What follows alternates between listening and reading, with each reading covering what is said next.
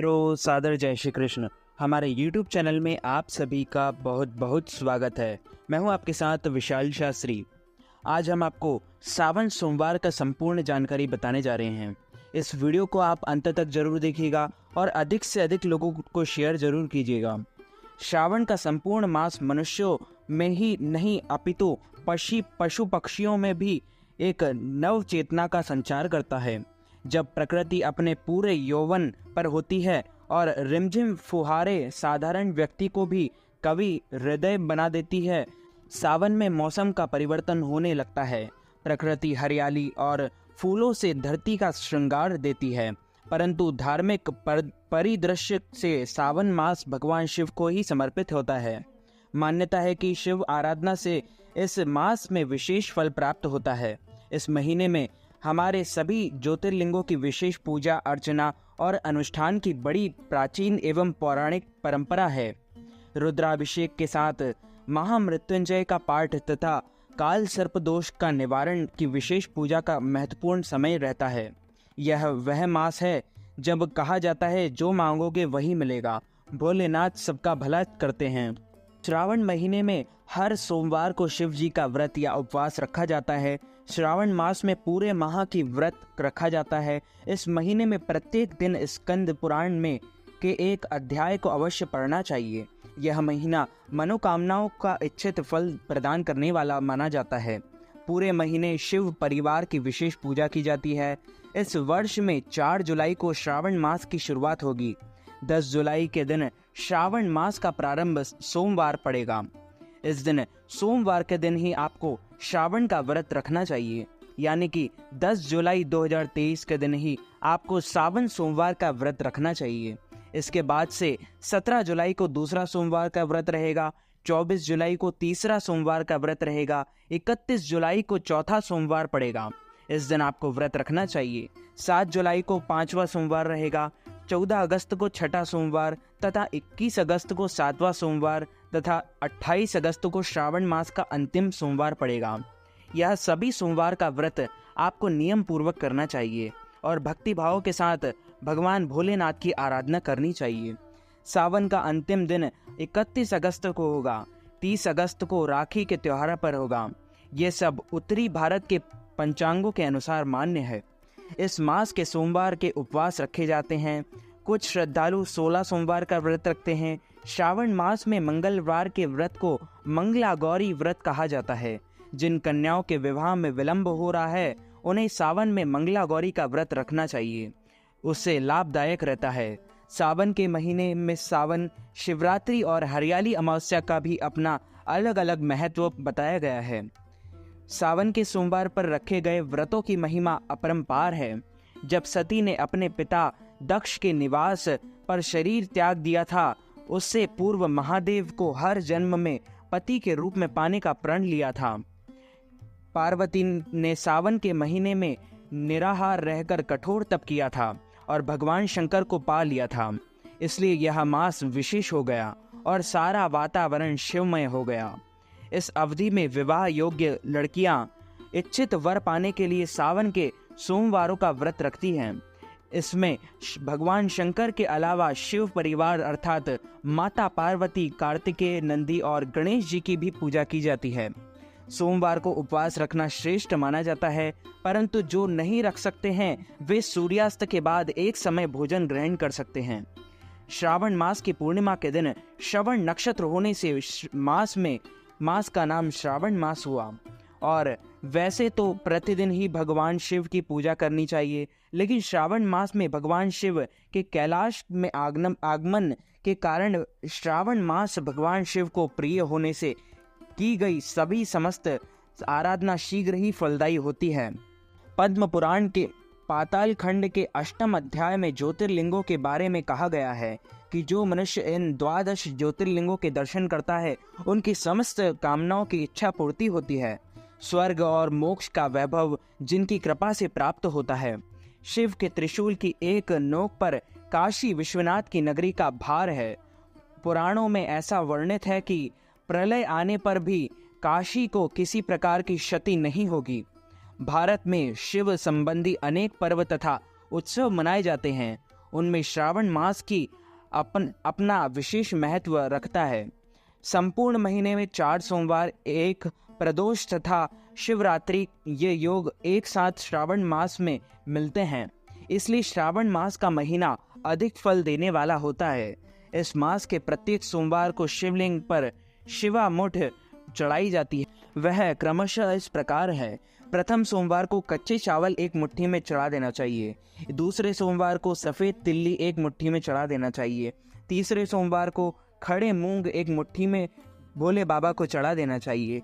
चौथे सोमवार को जो 1 मुट्ठी, यदि 5वां सोमवार आए तो 1 मुट्ठी सत्तू चढ़ाया जाता है। महिलाएं श्रावण मास में विशेष पूजा अर्चना एवं व्रत अपने पति की लंबी आयु के लिए करती हैं। सभी व्रतों में 16 सोमवार का व्रत श्रेष्ठ है। इस व्रत को वैशाख, श्रावण, कार्तिक और माघ में किसी भी सोमवार को प्रारंभ किया जा सकता है। इस व्रत की समाप्ति 17वें सोमवार को 16 दंपत्ति जोड़ों को भोजन एवं किसी वस्तु का दान देकर उद्यापन किया जाता है। शिव की पूजा में बिल्वपत्र अधिक महत्व रखता है। शिव द्वारा विषपान करने के कारण शिव के मस्तक पर जल भी की धारा से अभिषेक शिव भक्तों द्वारा किया जाता है। शिव भोलेनाथ ने गंगा को शिरोशार किया है। श्रावण मास में आशुतोष भगवान शंकर की पूजा विशेष महत्व है। जो प्रतिदिन पूजन ना कर सके उन्हें सोमवार को शिव पूजा अवश्य करनी चाहिए और व्रत रखना चाहिए। सोमवार भगवान शंकर का प्रिय दिन है, अतः सोमवार को शिवाधारण करना चाहिए, अर्थात भगवान शिव की आराधना करनी चाहिए।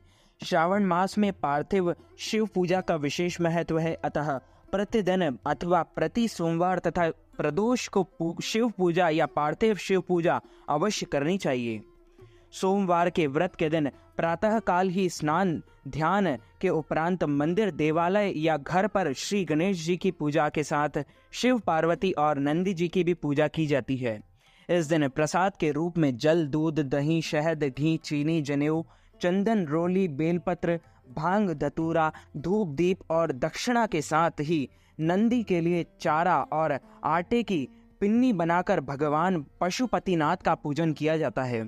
रात्रि काल में घी और कपूर सहित गूगल धूप की आरती करके शिव महिमा का गुणगान किया जाता है। श्रावण मास के सभी सोमवारों को यही प्रक्रिया अपनाई जाती है। इस माह में लघु रुद्र, महारुद्र और अथवा अति रुद्र पाठ करने का विधान बताया गया है। शास्त्रों और पुराणों में श्रावण सोमवार व्रत को अमोघ फलदायी कहा गया है। विवाहित महिलाओं को श्रावण सोमवार का व्रत करने से परिवार में खुशियां, समृद्धि और सम्मान की प्राप्ति होती है, जबकि पुरुषों को इस व्रत से कार्य, व्यवसाय में उन्नति, शैक्षणिक गतिविधियों में सफलता और आर्थिक रूप से मजबूती मिलती है। अविवाहित लड़कियां यदि श्रावण के प्रत्येक सोमवार को शिव परिवार का विधि विधान से पूजन करती है तो उन्हें अच्छा घर और वर मिलता है। श्रावण सोमवार की व्रत कथा इस प्रकार है। श्रावण सोमवार की कथा के अनुसार अमरपुर नगर में एक धनी व्यापारी रहता था। दूर दूर तक का उसका व्यापार फैला हुआ था। नगर में उस व्यापारी का सभी लोग मान सम्मान करते थे। इतना सब कुछ होने पर भी वह व्यापारी अंतर मन में बहुत दुखी था, क्योंकि उस व्यापारी का कोई पुत्र नहीं था। दिन रात उसे एक ही चिंता सताती रहती थी, उसकी मृत्यु के बाद उसके इतने बड़े व्यापार और धन संपत्ति को कौन संभालेगा। पुत्र पाने की इच्छा से वह व्यापारी प्रति सोमवार भगवान शिव की व्रत पूजा किया करता था। सायंकाल को व्यापारी शिव मंदिर में जाकर भगवान शिव के सामने घी का दीपक जलाया करता था। उस व्यापारी की भक्ति देखकर एक दिन पार्वती ने भगवान शिव से कहा, हे प्राणनाथ, यह व्यापारी आपका सच्चा भक्त है। कितने दिनों से यह सोमवार का व्रत और पूजा नियमित कर रहा है। भगवान आप इस व्यापारी की मनोकामना अवश्य पूर्ण करें। भगवान शिव ने मुस्कुराते हुए कहा, हे पार्वती, इस संसार में सबको उसके कर्म के अनुसार फल की प्राप्ति होती है। प्राणी जैसा कर्म करते हैं उन्हें वैसा ही फल प्राप्त होता है। इसके बावजूद पार्वती जी नहीं मानी। उन्होंने आग्रह करते हुए कहा, नहीं प्राणनाथ, आपको इस व्यापारी की इच्छा पूरी करनी ही पड़ेगी। यह आपका अनन्य भक्त है। प्रति सोमवार आपका विधिवत व्रत रखता है और पूजा अर्चना के बाद आपको भोग लगाकर एक समय भोजन ग्रहण करता है, आपको इसे पुत्र प्राप्ति का वरदान देना ही पड़ेगा। पार्वती का इतना आग्रह देखकर भगवान शिव ने कहा, तुम्हारे आग्रह पर मैं इस व्यापारी को पुत्र प्राप्ति का वरदान देता हूँ, लेकिन इसका पुत्र 16 वर्ष से अधिक जीवित नहीं रहेगा। उसी रात भगवान शिव ने स्वप्न में उस व्यापारी को दर्शन देकर उसे पुत्र प्राप्ति का वरदान दिया और उसके पुत्र के 16 वर्ष तक जीवित रहने की बात भी बताई। भगवान के वरदान से व्यापारी को खुशी तो हुई, लेकिन पुत्र की अल्पायु की चिंता ने उस खुशी को नष्ट कर दिया। व्यापारी पहले ही 13 सोमवार का विधिवत व्रत रखता रहा। कुछ महीने पश्चात उसके घर अति सुंदर पुत्र उत्पन्न हुआ। पुत्र जन्म से व्यापारी के घर में खुशियां भर गई। बहुत धूमधाम से पुत्र जन्म का समारोह मनाया गया। व्यापारी को पुत्र जन्म की अधिक खुशी नहीं हुई, क्योंकि उसे पुत्र की अल्प आयु के रहस्य का पता चला। यह रहस्य घर में किसी को भी नहीं मालूम था। विद्वान ब्राह्मण ने उस पुत्र का नाम अमर रखा। जब अमर 12 वर्ष का हुआ तो शिक्षा के लिए उसे वाराणसी भेजने का निश्चय हुआ। व्यापारी ने अमर के मामा दीपचंद को बुलाया और कहा कि अमर को शिक्षा प्राप्ति करने के लिए वाराणसी छोड़ आओ। अमर अपने मामा के साथ शिक्षा प्राप्त करने के लिए चल दिया। रास्ते में जहां भी अमर और दीपचंद रात्रि विश्राम के लिए ठहरते, वहीं यज्ञ करते और ब्राह्मणों को भोजन कराते थे। लंबी यात्रा के बाद अमर और दीपचंद एक नगर में पहुंचे। उस नगर के राजा की कन्या के विवाह की खुशी पूरे नगर को सजाया गया था। निश्चित समय पर बारात आ गई, लेकिन वर का पिता अपने बेटे के एक आंख से काने होने के कारण बहुत चिंतित था। उसे इस बात का भय सता रहा था कि राजा को इस बात का पता चलने पर कहीं वह विवाह से इनकार न कर दे, इससे उसकी बदनामी होगी। वर के पिता ने अमर को देखा तो उसके मस्तिष्क में एक विचार आया। उसने सोचा कि क्यों ना इस लड़के को दूल्हा बनाकर राजकुमारी से विवाह करा दूं। विवाह के बाद इसको धन देकर विदा कर दूंगा और राजकुमारी को अपने नगर में ले जाऊंगा। वर के पिता ने इस संबंध में अमर और दीपचंद से बात की। दीपचंद ने धन मिलने के लालच में वर के पिता की बात स्वीकार कर ली। अमर को दूल्हे के वस्त्र पहनाकर राजकुमारी चंद्रिका से विवाह करा दिया गया। राजा ने बहुत सा धन देकर राजकुमारी को विदा किया।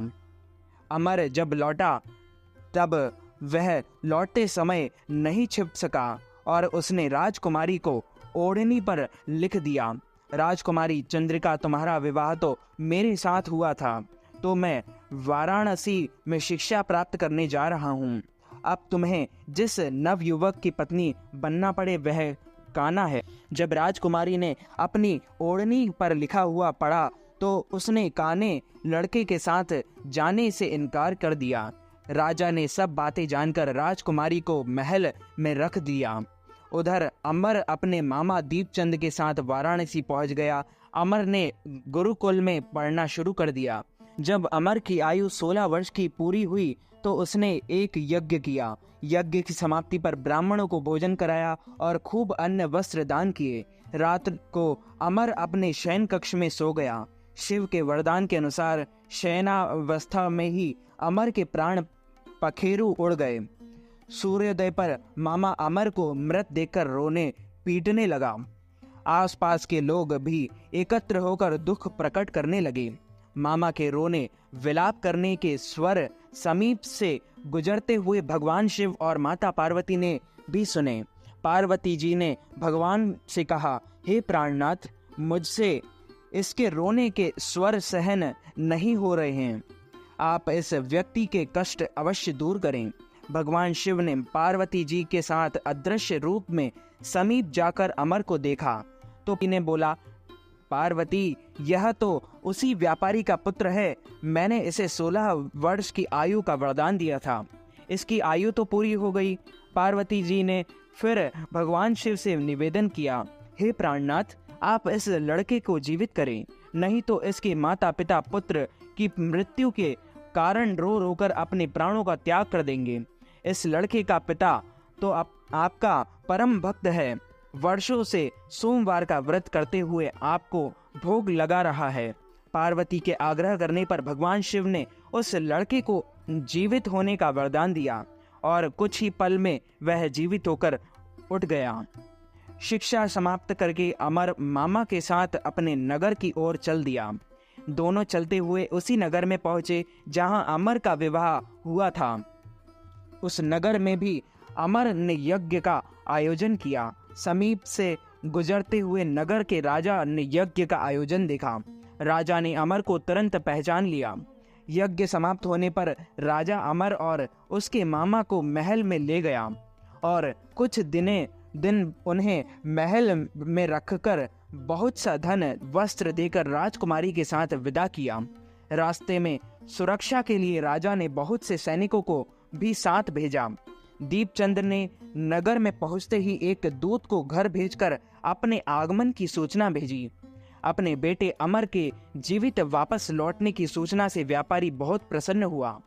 व्यापारी ने अपनी पत्नी के साथ स्वयं को एक कमरे में बंद कर रखा था। भूखे प्यासे रहकर व्यापारी और उसकी पत्नी बेटे की प्रतीक्षा कर रहे थे।